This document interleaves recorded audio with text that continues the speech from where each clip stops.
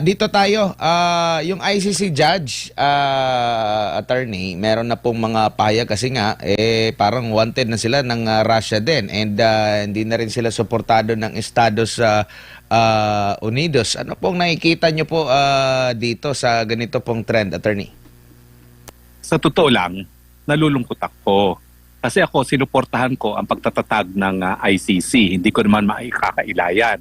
Dahil lang sabi ko, sa panahon na talagang mayroong mga gera, digmaan, importante na yung mga tao na protektado ng international humanitarian law o yung batas na umiiral sa panahon ng digmaan ay mabigyan ng proteksyon. At kapag meron lumabag sa mga proteksyon na binibigay ng batas sa mga sibilyan, sa mga manggagamot, sa mga religious leaders, dapat merong hukuman na magbibigay ng katarungan. Kaya lang, ang ICC linabag mismo yung basihan kung bakit ilang mga bansa ay kinilala ang kanyang jurisdiksyon. At ito nga yung pagpayag nila na kilalanin ang jurisdiksyon ng ICC. No? Sa kaso ng Pilipinas, nakikita natin na umalis na tayo and yet nagpursige sila ng pagsasampa ng kaso. Sa kaso ng Russia, kaya galit na galit sila, ni minsan hindi naman sila pumayag na magkaroon ng jurisdiksyon ang ICC and yet inisyuhan ng warrant of arrest. At ngayon naman, hinusgahan yung prosecutor at ang mga judges ng Russia sa kanilang hukuman, no? Dahilan para kahit kailan pwede na siguro madukot yung prosecutor na yan at yung mga judges para maikulong sa Russia. No? So malungkot ang pangyayari. Pero ang ICC din ang dapat sisihin sa mga pangyayaring ito dahil nga hindi nila na kinalimutan nila na ang basihan talaga ng jurisdiksyon ng hukuman ay pagpayag ng mga bansa na kilalanin ng jurisdiksyon ng korte. At dahil siya nagpipilitan ngayon, dahil siguro mawawalan sila ng trabaho kapag hindi kilalanin ng jurisdiksyon ng mga bansa, ayan, nagpupumilit sila na litisin si Tatay Digong bagamat tayo umalis na ng ICC at ngayon naman, pinipilit nila na litisin si President Putin na ni minsan hindi naman naging kasapi ang Russia sa ICC, gaya ng Amerika at gaya rin ng bansang China.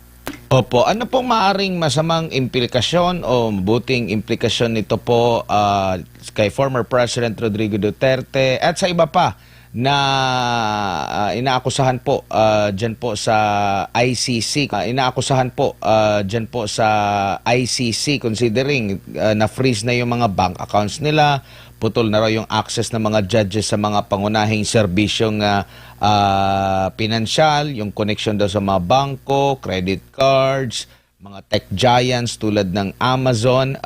Ano po ang masasabi niyo po, attorney? Well, nung minsan ako'y nag-vlog, no? At sabi ko, 3 pamamaraan ang pwedeng maging dahilan para mapalaya si Tatay Digong. No? Unang-una, yung desisyon ng appeals chamber sa argumento ni Tatay Digong na wala ng jurisdiction ng ICC kasi yan ay didesisyonan pa ng appeals chamber. Pangalawa, yung desisyon ng trial chamber na nagsasabi na unfit na to stand trial si Tatay Digong. At pangatlo, kung talagang susuko ng ICC dahil sa financial sanctions at dahil nga dito sa kaso na sinampa at hunusgahan na guilty ang prosecutor at mga judges ng ICC, no? Alam mo, anytime pwede magpadala ang Russia ng mga tao para arestuhin yung mga judges na yan at prosecutor na yan at sasabihin nila na that's within our powers. No? Kasi nga yan ang mangyayari kapag nagpupumilit ka na magkaroon ng jurisdiction na wala naman talagang jurisdiction. No? So sa akin, ang mabuting balita kay Tatay Digong ay baka ito maging dahilan para tunay nang mawala ang ICC at maging dahilan sa kanyang pagpapalaya. Ang bad news, hindi natin alam kung kailan mangyayari yan dahil si Tatay Digong naman ay 80 anyos na. Ang Russia ba, meron ba silang batas, attorney, or legal ba sa kanila yung mga extraordinary rendition parang kagaya sa Amerika? Well, yan ang ginawa ng ICC.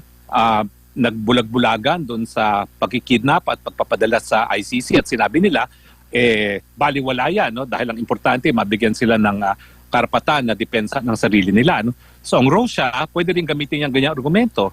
Ginagawa yan ng Amerika, ginagawa yan ng Pilipinas, tinotolerate yan ng Netherlands at ng EU, so dapat pwede rin nilang gawin.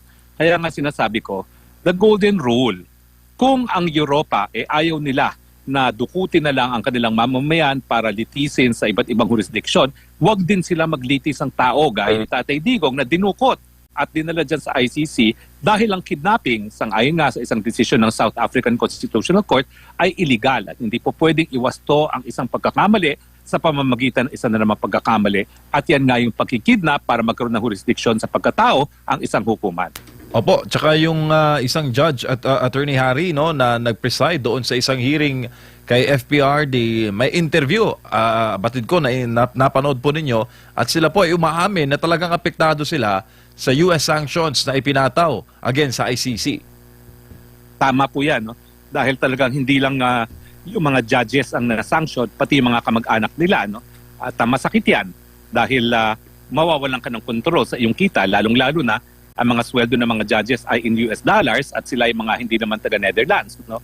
So kinakailangan magpadala ng pera sa kanilang mga kanya-kanyang bansa, hindi na nila magagawa yun.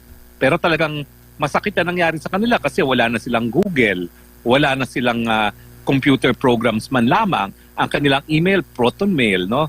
Pero mahirap talaga ang kanilang kalagayan ngayon, at kaya nga ako, sinasabi ko, bilang ng araw ng ICC, hindi na po pwede magpatuloy, at sana nga lang, tunay ng pumanaw ang ICC sa lalong mabilis ng panahon nang mapauwi pa si Tatay Digong na 80 na nga po. Opo, pero still kumikita pa rin sila for now, Attorney, yung ICC. Siyempre, in fact, yan ang dahilan kung bakit linilitis nila si Tatay Digong. Dahil kung wala si Tatay Digong, wala na silang lilitising kaso.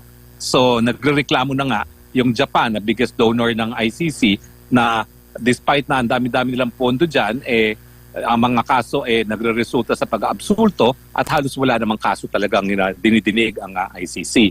So talagang yung kaso ni Tatay Digong, sa mulot mula, sinabi ko, walang mangyari dyan, tutuluyan siya dahil kinakailangan ng ICC si Tatay Digong para magpatuloy.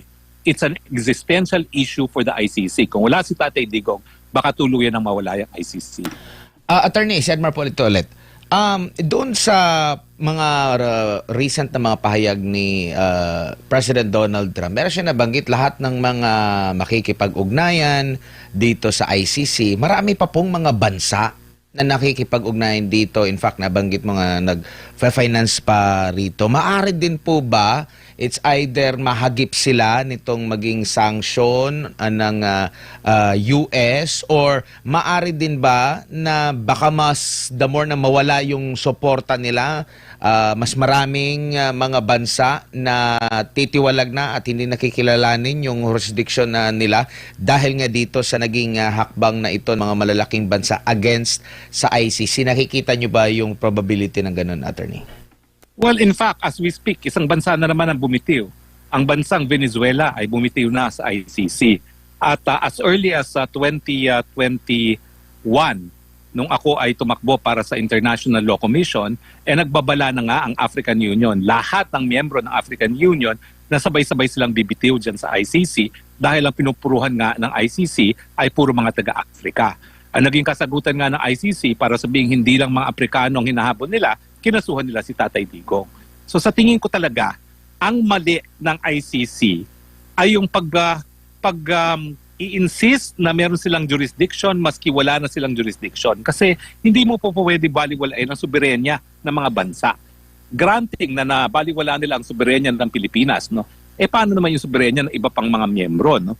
So ngayon nag-iisip sila, kung ICC nga ay magpapatuloy sa kaso ng Pilipinas na malinaw na sinimula ng preliminary investigation matapos na tayo nagbitiw na, gagawin din nila yan sa iba pang mga miyembro. Kaya nga sa tingin ko, lalong mapapabilis ang pag-alis ng mga bansa sa ICC kung magpapatuloy ang kaso laban kay Tatay Digong.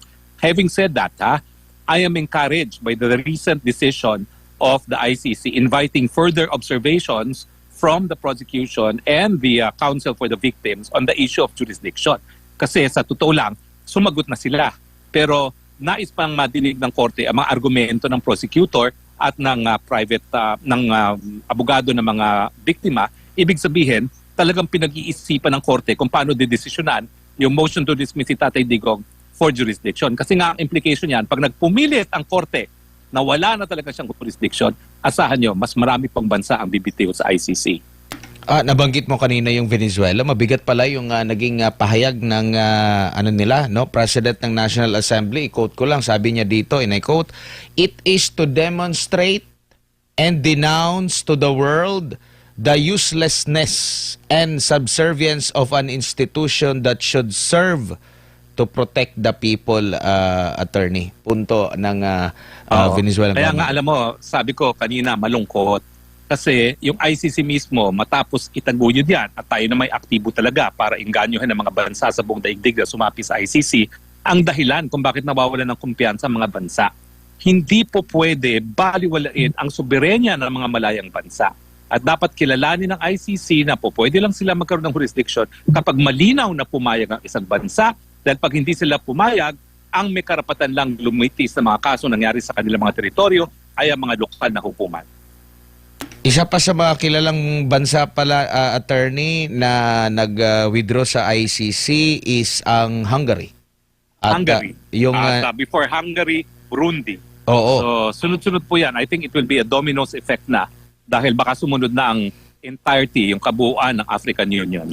Nabanggit mo, African Union noong September 25, yung Mali, Burkina Faso, at Niger ay nag-ano na rin, no? Nag-anunsyo na rin sila sa kanilang pag-withdraw. So, yung mga natitira pa dyan, may possibility titimbangin nila yan. Kasi kung gumagana naman yung hustisya sa kanilang mga lugar, bakit pa tayo aasa dito po sa ICC na hindi naman tayo siguro na panahon na nagkaroon tayo ng World War II? Kumbaga, di ba ito yung dahilan, attorney, kung bakit nabuo itong ICC sa panahon na yon? Well, kaya nga po sinasabi ko ay mas mabuti pa sa ICC na i-dismiss na ang kaso kay Tatay Digong dahil pag hindi nila dinismiss yan at malinaw-malinaw talagang hindi nagsimula ang preliminary investigation sa loob ng isang taon matapos magbitiw ang Pilipinas, mas marami pang magbibitiw. Dahil nga hindi papayag ang mga bansa na babaliwala ang kanilang soberenya.